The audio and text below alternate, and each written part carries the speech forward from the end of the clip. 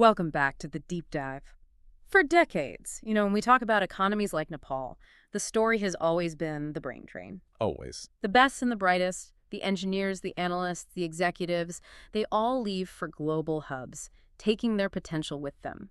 It's a narrative of talent lost. It really is. But what's so fascinating now is we're seeing a genuine inversion of that narrative, a powerful countercurrent. And we're not talking about retirees coming home for good. No, not at all. We're talking about ambitious founders, seasoned executives, often in their late 30s or early 40s. They're coming back in their prime to build disruptive businesses. So we've gathered the sources on this diaspora reversal, and our mission for this deep dive is to get into the mechanics of it. What is the fundamental financial driver pulling them back? And maybe more importantly, what's the paradox? The paradox being why that international experience, the very thing that makes them so valuable, also becomes their single biggest liability. Exactly. We need to figure out how they create value where locals just saw, well, constraints, and then dissect why so many of these ventures stumble or just fail spectacularly. Okay, let's start with the driver. Because you're right, this isn't altruism. It has to be a cold, hard business calculation. They've spotted something. They have. The core motivation here is what we're calling inefficiency arbitrage. Arbitrage. Okay, so my mind goes to finance profiting from a price difference between two markets. What's the asset they're arbitraging here? What's the price? The asset isn't tangible. It's operational know-how. It's systems. The arbitrage is profiting from the massive gap between a proven global business model. Like digital lending or something. Exactly, or streamlined logistics. And the fact that that model either doesn't exist or is just terribly executed in the local market, they are literally monetizing systemic friction. Wow. Okay, that completely reframes it. So it's not looking at the home market as backward. Not at all. It's looking at it as a highly inefficient machine that's just ripe for optimization. The friction is the opportunity. The friction is the margin. Absolutely. Think of a global ride-hailing app arriving in a city where every fare is a negotiation and drivers just use verbal directions. The solution is already proven. You just have to implement it. You just implement it. And we're seeing this play out most clearly in, I'd say, three key sectors right now. Fintech, BPO, and agritech. All right, let's get into those specifics then. With fintech, what's the friction they're actually exploiting? What is it that a local entrepreneur might have just accepted as, the way things are? Well, in fintech, it's a perfect storm. You have cripplingly high transaction costs for simple bank transfers. Right. You've got these archaic, cumbersome KYC processes that can take days, require you to be there in person. And then, maybe the most frustrating part, a completely fragmented digital wallet landscape. App A can't talk to App B. The returnee looks at that mess and sees dollar signs. So how do they turn that into value? I mean, they can't just force the central bank to change the rules. They apply two things they learned overseas: user-centric design and ruthless operational rigor. They don't wait for regulation. They build tech to bypass the friction. Like what? A great example is building a sophisticated middleware platform. Think of it like a universal translator. It's an API bridge that just ingests data from all these fragmented wallets and banking systems, and, well, it harmonizes it. So instead of getting everyone to agree on a new standard, their platform becomes the standard. It becomes a standard by default. And they capture a tiny fee on millions of transactions that were just stuck in the cash economy before. They're monetizing complexity reduction. Okay, let's shift to BPO, to IT outsourcing. Yeah. The old game there was just being the cheapest. Lowest hourly rate wins. How does inefficiency arbitrage change that? It completely changes the value proposition. These diaspora leaders, they recognize that if you're a client in the US or Europe, saving $5 an hour means nothing if the delivery is inconsistent or the data isn't secure. So they're arbitraging trust. Trust, quality, and predictability, yes. But isn't implementing something like Six Sigma or heavy cybersecurity really expensive? Doesn't that just kill the cost advantage? It absolutely raises the baseline cost, but it exponentially raises the potential revenue.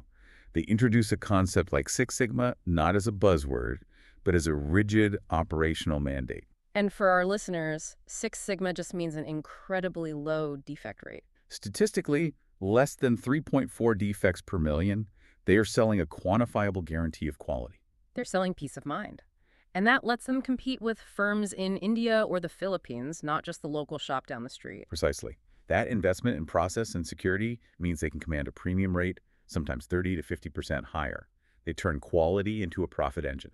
And what about in agritech? What's the arbitrage asset there? It's knowledge and logistics. Someone returning from, say, an Israeli agritech firm has a completely different mental model. For them, precision farming, soil sensors, cold chain logistics, that's just standard. And they look at the local situation where post-harvest losses can be, what, 40%? 40% is not uncommon. They look at that and they just see waste. And that waste is their opportunity. That waste is their profit. They don't just import better seeds. They implement predictable systems. They use data to inform everything, allowing them to provide a consistent, high-quality supply to high-end markets. That consistency is incredibly valuable. Okay, so the opportunities are huge. The skill set seems perfect. But for every success, there's a spectacular failure. And this brings us to what you call the credibility paradox. This is the wall. This is the wall every single returnee hits.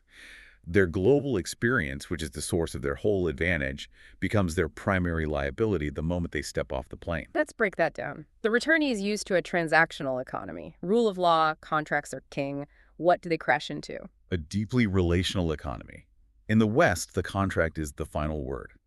In a place like Nepal, that contract is often just the start of the real negotiation. So the real currency isn't the paper. The real currency is personal trust. It's what the locals call Chinchinako Barma trust built over years, over relationships. So when a returning CEO, fresh out of London, insists on rigid adherence to a contract during, say, a supply shock, how does that play out locally? It's seen as naive, inflexible. It signals they don't get it. Imagine a supplier has to pay 3 times the rate for a part to keep you running. The returning CEO sees a contract violation and refuses to pay the extra. And the local partner? The local partner quietly stops doing business with them because the signal is sent. You value rigid rules more than our mutual survival. So the founder is trying to instill accountability, but they accidentally just vaporize the relational capital that makes the business function in the real world. Exactly. And this gets even worse when they deal with the state bureaucracy. They expect a clear, transparent process. Right. They look up the law, the ain. But the formal law is just the first layer. The real power is in the secondary documents. The bylaws, the circulars, the internal directives. Which are often opaque. Opaque. Rely on unwritten interpretations and require pre-approval that you secure through relationships, not just by filing the right paperwork. So the local competitor, who might even have a worse product, spends months building that relationship, while the returnee, relying on email and compliance, just gets stonewalled. Indefinitely. The returnee sees corruption, but the local just sees the necessary cost of doing business. And this often leads to the most painful failure, the internal one. Tell us about that pattern. It's the classic clash, meritocracy versus seniority. The founder, conditioned in a place like Silicon Valley, promotes the highest performing employees. So they promote a 28-year-old technical genius over a 55-year-old manager who has 30 years of local connections. Precisely. A move that makes perfect sense on a spreadsheet, but it violates the cultural hierarchy. The senior managers, the ones with all the crucial relationships, feel alienated. And they leave. They resign. And they often take the client trust, the team, and all that unwritten knowledge with them. Wow. So trying to do the right thing actually burns the business to the ground. It sounds like an impossible tightrope to walk. How do you even begin to solve that conflict? Oh, that's the key. The path to success isn't about doing more. It's about shedding assumptions. It starts with what we call the unlearning imperative. Unlearning. That's a great term. It's not forgetting your skills, is it? No, you don't forget Six Sigma, but you have to actively dismantle your mental model of how institutions should operate. Unlearn that email is the official record and realize a phone call is what matters. Unlearn the expectation of stable electricity. And build massive redundancy into your plan from day one. You have to spend the first year or so acting more like an anthropologist than a CEO. Okay, give us a concrete example of where this unlearning really paid off. The agritech sector again. There was a founder, a PhD from Europe, trying to implement precision farming. His initial idea, giving farmers these advanced data dashboards, it failed spectacularly. Why? Because the farmers didn't trust data from a screen. He assumed data equals credibility. He hadn't unlearned that assumption. That credibility has to be relational first. Correct. So he pivoted. He built a hybrid model.